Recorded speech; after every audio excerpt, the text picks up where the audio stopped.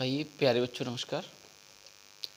स्वागत है आपका स्टडी पॉइंट 33 यूट्यूब चैनल पर। आज हम लेकर आए हैं linear differential equation with constant coefficients.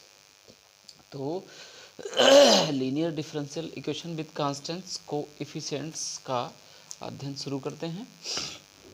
इसमें क्या होता है कि जो general form of linear differential equation है nth ऑर्डर का, तो इस प्रकार से होता है। The general linear differential equation with constant coefficient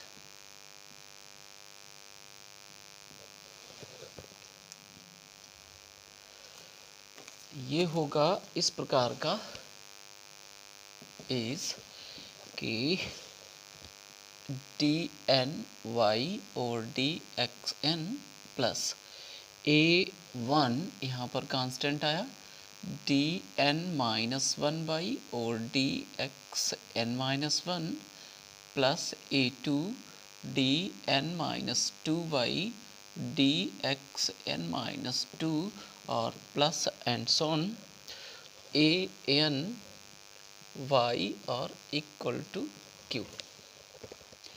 तो प्यारे बच्चों, अगर डिफरेंशियल इक्वेशन इस टाइप से दिया गया है तो इस डिफरेंशियल इक्वेशन को कहा जाता है डिफरेंशियल इक्वेशन, यानी कि linear differential equation with constant coefficients.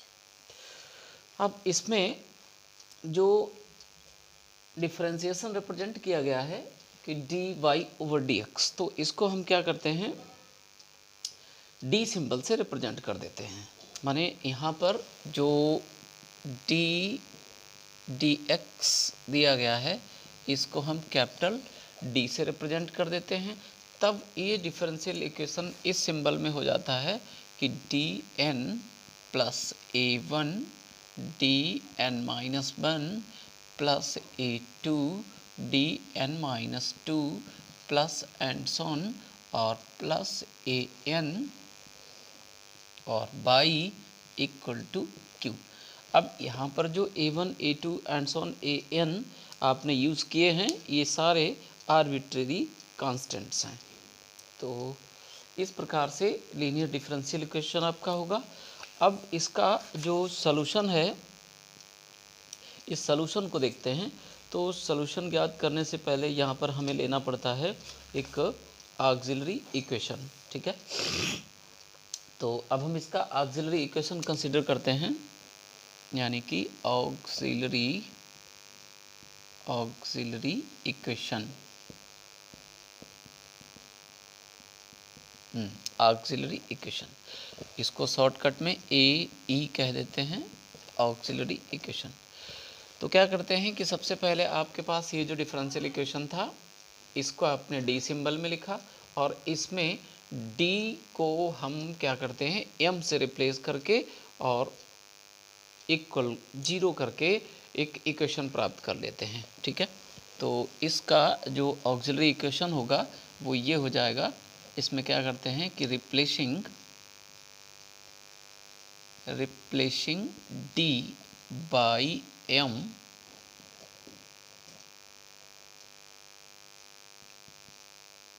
then we get the equation of the form. अब देखिए किस फार्म में इक्वेशन लेते हैं कि m की power n plus a1 m की power n minus 1 plus a2 m की power n minus 2 plus and so on और प्लस an और इक्वल टू 0। ये इक्वेशन जो मिला है इसी इक्वेशन को हम ऑक्सिलरी इक्वेशन कहते हैं। ये डिफरेंशियल इक्वेशन मान लेते हैं। तो ये बना आपका ऑक्सिलरी इक्वेशन। अब जो इसका सलूशन है, यानी कि इसका जो कम्प्लीमेंट्री फंक्शन है इसके लिए कम्प्लीमेंट्री फंक्शन होगा, और इस इक्वेशन के लिए जो भी m की वैल्यूज होंगी वो इसका सलूशन होता है। ठीक है, तो अब हम इसके सलूशन को जो है डिस्कस करने वाले हैं। तो यहाँ पर आपके पास जो है कई केसेस आते हैं, कई केसेस बनते हैं। तो सबसे पहले बात करते हैं, इसको नंबर डाल देते हैं 2। तो जो ऑक्सिलरी इक्वेशन है इसी के रूट्स पे आपके डिफरेंशियल इक्वेशन का सलूशन डिपेंड करेगा। तो सबसे पहले ज्ञात करते हैं कि अगर मान लीजिए इस ऑक्सिलरी इक्वेशन के सारे रूट आपके डिस्टिंक्ट होते हैं, डिस्टिंक्ट मतलब अलग अलग हैं, भिन्न भिन्न हैं सारी वैल्यूज़, तब उसका जो सलूशन है वो क्या होगा देखिए। नंबर फर्स्ट हम लेते हैं कि इफ all the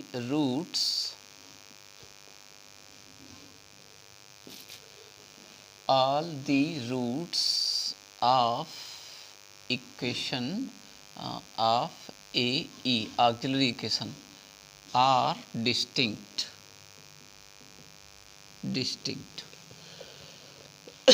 तो जो इक्वेशन 2 आपके पास था कि let us consider the roots of the auxiliary equation are distinct as m equal to m1, m2, m3, m4 and so on mn। ये सारे मान जो हैं आपके पास अलग अलग प्राप्त हुए हैं, और जब अलग अलग प्राप्त हुए हैं तो इसका जो सलूशन है, यानी कि जो डिफरेंशियल इक्वेशन आपने दिया था उसके लिए जो CF का कार्य करेगा, लेकिन जो इक्वेशन 2 अभी आपने देखा है कि m की पावर n और m की पावर n-1 वाला, तो उस इक्वेशन के आपने रूट्स निकाले हैं, माने उसको हल किया है, तो m1, m2, m3 and so on mn तक इसके मान मिले हैं, और ये सारे मान आपके डिस्टिंक्ट हैं।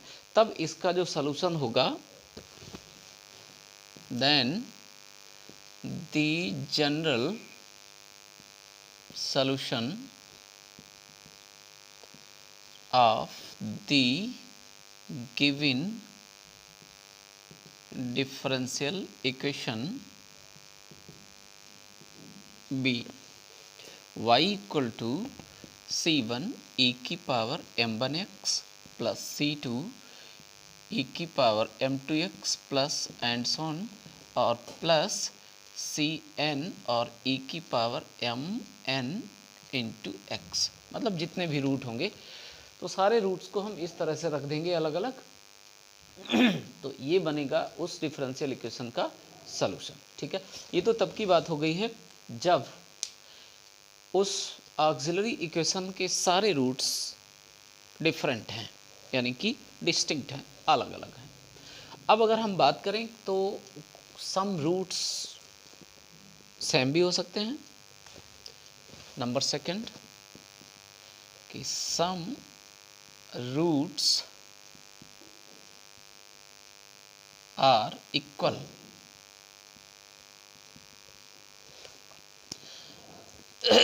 तो मान लेते हैं कि if the two roots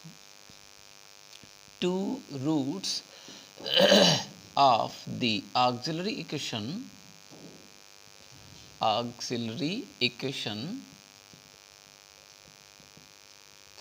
are equal, then the general solution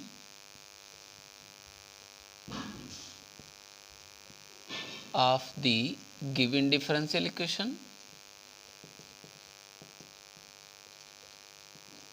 B. तब उस डिफरेंशियल इक्वेशन का जो जनरल सॉल्यूशन है वो क्या बन जाएगा, देखते हैं कि y equal to c1 plus c2 x और e की पावर mx।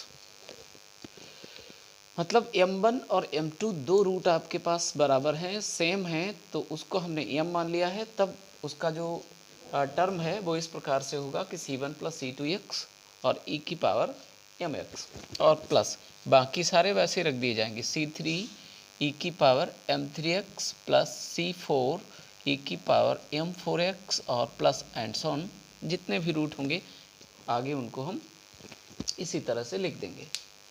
तो ये तो बात हो गई है जब आपके पास दो रूट बराबर हैं। अगर मान लीजिए तीन रूट बराबर हो जाते हैं, अगर तीन रूट बराबर हैं तो यहाँ पर क्या हो जाएगा, c3 इसी के साथ शामिल हो जाएगा, c3 एक्स स्क्वायर बन जाएगा, मतलब c1 प्लस c2x और प्लस c3 एक्स स्क्वायर और e की पावर mx, माने जो इक्वल रूट है उसको उठा लेंगे, ठीक है।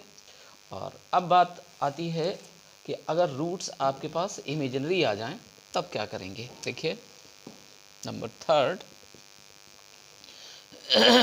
अब जो रूट्स हैं, इमेजिनरी रूट्स हैं, हमेशा पेयर में आते हैं, पेयर में आते हैं, मतलब एक जो भी रूट है उसका कंजुगेट उसके साथ होगा, ठीक है। तो अब क्या करते हैं, इमेजिनरी रूट्स देखते हैं। इमेजिनरी रूट्स, अच्छा, अब जैसे मान लीजिए आपके पास रूट आया है अल्फ़ा प्लस माइनस आई बीटा, ठीक है। Late alpha plus minus I beta be the pair of imaginary roots, be a pair of imaginary roots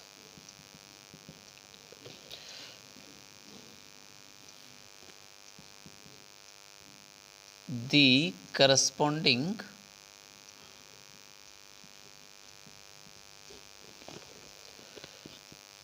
term of CF will be, यानी जो CF है माने सॉल्यूशन का एक जो टर्म है जिसके लिए रूट आपका इमेजिनरी आया है, उसके लिए हम क्या उसको कैसे लिखेंगे, ये देखिएगा ज़रा कि इसको लिखा जाएगा कि CF का जो वो टर्म है जिसके लिए रूट इमेजिनरी आए हैं, इसको लिखा जाता है कि C1 cos e की power alpha x into C1 cos beta x और plus C2 sign beta x। या इसी टर्म को हम ऐसे भी लिख लेते हैं कि e की पावर अल्फ़ा x और C1 cos बीटा x और प्लस C2, इस तरह से भी इस टर्म को दिखाया जा सकता है। तो ये तो हो गई बात इमेजिनरी रूट की। और अगर इसमें भी ऐसा हो सकता है कि इमेजिनरी रूट आपके रिपीट हो जाएं, और अगर रिपीट हो जाते हैं और तब भी हम इसी फार्मूले का यूज़ करेंगे और केवल इस तरह से हो जाएगा। मान लीजिए C1 इसके साथ आ जाएगा कि C1 प्लस C2x और cos बीटा x, जैसे यहाँ पर आया C1 और plus C2 cos beta x और प्लस C3 प्लस C4x और साइन बीटा x, ठीक है। तो जब भी कहीं आवश्यकता पड़ेगी इसकी तो वहीं पर इसकी चर्चा कर लेंगे। तो चलिए फ़िलहाल इसको हटाते हैं, आगे बढ़ते हैं। अब हम एक दो एग्जाम्पल उठाएंगे, यानी कि लीनियर डिफरेंशियल इक्वेशन को कैसे हल करेंगे विद कांस्टेंट कोएफिशिएंट वालों को। तो उसके लिए एक दो एग्जाम्पल हल करते हैं। तो प्यारे बच्चों, अगर कुछ अच्छा लगे तो इस चैनल को सब्सक्राइब तो कर ही लें और साथ साथ इसका सिलेबस का आनंद लीजिए। एक एग्जाम्पल हमारे पास है, ज़रा इसका अध्ययन करें। कहता है d3y ओवर dx³ और प्लस नहीं माइनस 13 dy ओवर dx और प्लस 12y इक्वल टू 0। ठीक है, अब ये कहा गया है कि इसको सॉल्व कीजिए। तो सॉल्व करने के लिए हम क्या करें, इस इक्वेशन को पहले तो लिख सकते हैं इस प्रकार से, this equation can be written as, यानी डी सिंबल में लिखना चाह रहे हैं, तो डी क्यूब माइनस 13d और प्लस 12 और इंटू वाई इक्वल टू 0। अब इसका उठाते हैं ऑक्सिलरी इक्वेशन, और जो यहाँ पर d है, इस d का मतलब है d dx। इसका ऑक्सिलरी इक्वेशन,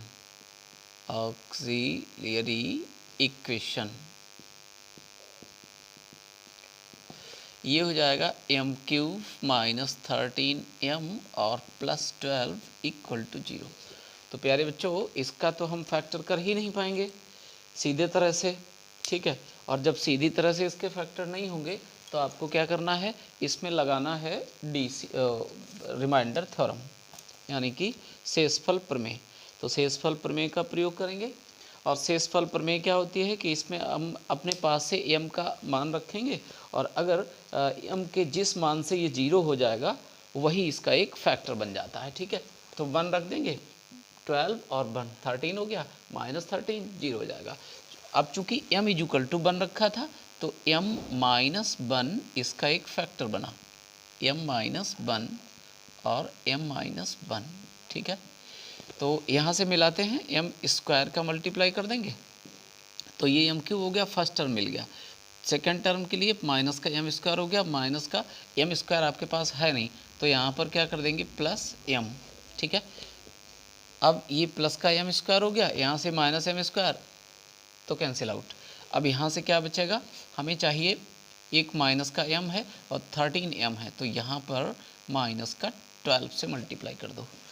अब ये बन गया है m minus 1 into M square plus m और माइनस 12 इक्वल टू 0।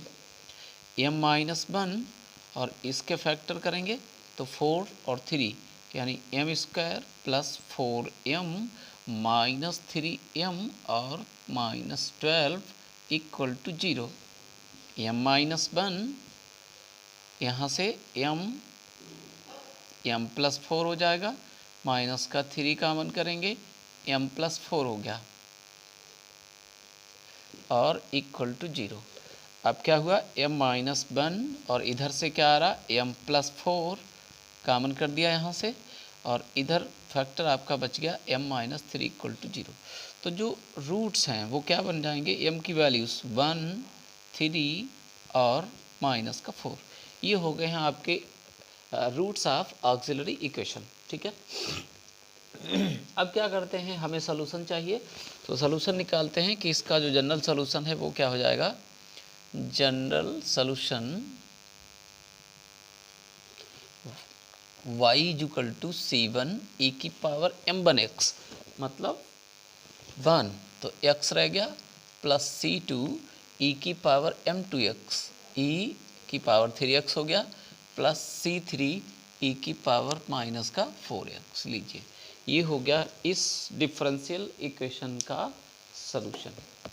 तो इस तरह से ये linear differential equation with constant coefficient को हल करना है। तो उम्मीद है कि कुछ समझ में आया होगा, और अगर अच्छा लगा तो इस चैनल को तो सब्सक्राइब कर दें और इसके बाद में इसको शेयर भी कर दें। ठीक है, जो कि आपके इष्ट मित्रों तक पहुंच सके। चलिए एक और एग्जाम्पल देखते हैं। अच्छा सा एक और एग्जाम्पल है हमारे पास, कहता है d3y ओवर dx क्यूब और minus 2d2y over dx square plus 4dy over dx minus 8y equal to 0। अच्छा, इसको भी पहले डी सिंबल में लिखेंगे, यानी ये डी क्यूब हो गया माइनस का 2 डी स्क्वायर हो गया प्लस 4d और माइनस 8y इक्वल टू 0। अब इसका निकालते हैं auxiliary equation.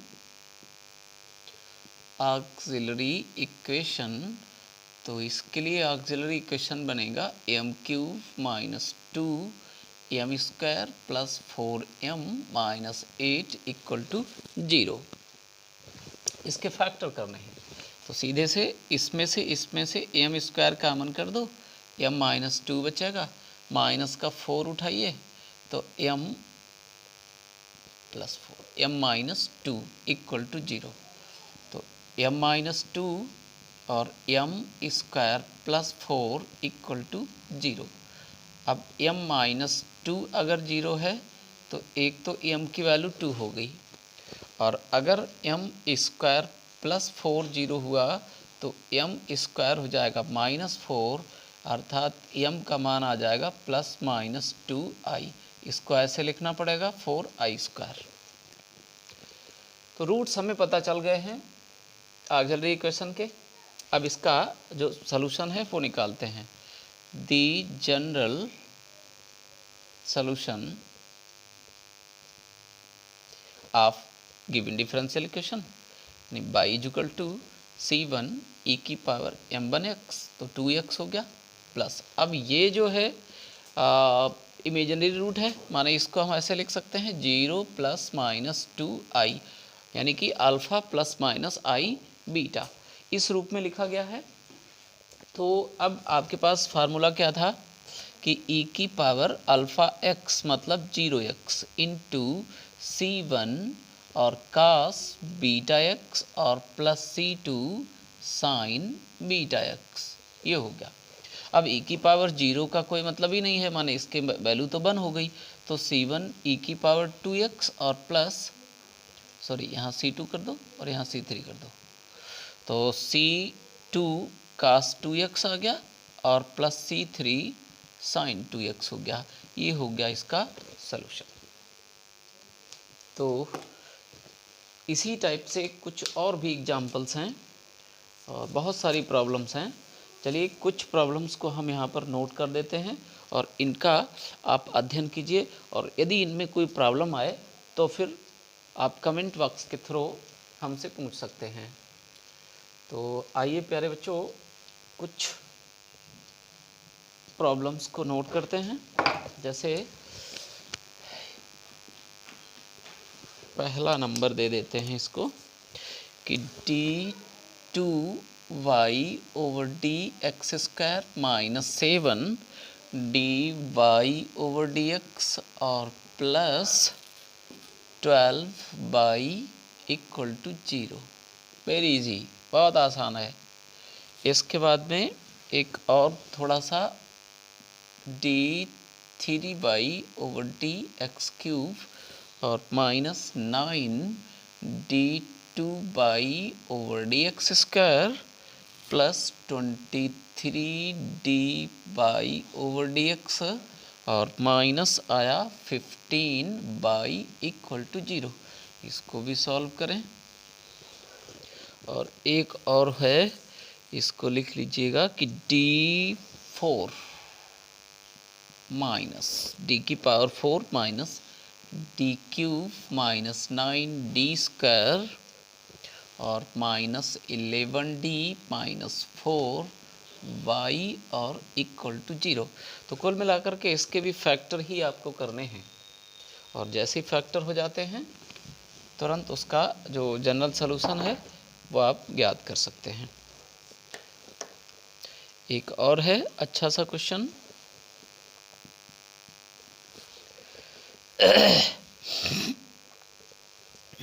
d2y over D X square plus mu square y equal to 0।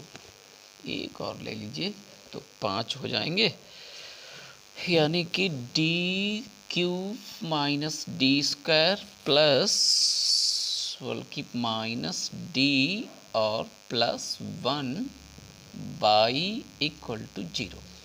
तो प्यारे बच्चों ये तो कुछ प्रॉब्लम्स हो गई हैं। और इनका अध्ययन करें, और इनमें से अगर कोई प्रॉब्लम हो तो कमेंट बॉक्स के थ्रू हमसे आप पूछ सकते हैं। और दूसरी चीज़ ये कि अगर यहाँ तक वीडियो आपको अच्छा लगा हो, अध्ययन अच्छा लगा हो, तो चैनल सब्सक्राइब ज़रूर करें और शेयर करें, अपने इष्ट मित्रों तक इसको पहुँचाएँ। ठीक है, थैंक यू। इसके आगे हम नेक्स्ट वीडियो में देते हैं कि जो ये सॉल्यूशन है अभी यहीं तक आपने निकाला है, इसके आगे हम पर्टिकुलर इंटीग्रल और उसका कम्प्लीमेंट्री फंक्शन यानी CF और PI दोनों ज्ञात करना सिखाते हैं। तब तक के लिए धन्यवाद।